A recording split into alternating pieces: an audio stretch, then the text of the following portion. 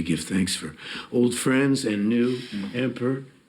We give thanks for this time together. We invite you into our minds, into our hearts. We give thanks for the turtle that gave its life for the soup and the cow and the platter. We give thanks for the hands that kneaded the dough, for the rain that you let fall on the grains, the sun that warmed every kernel.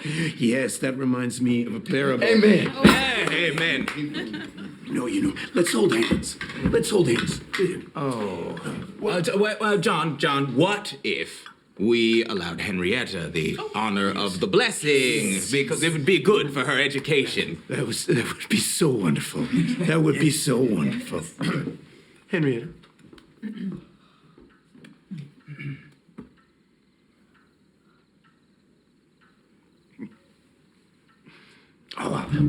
We're waiting.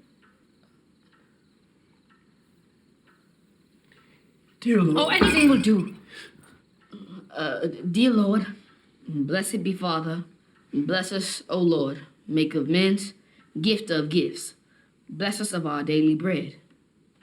Amen. Amen. Amen. Good idea.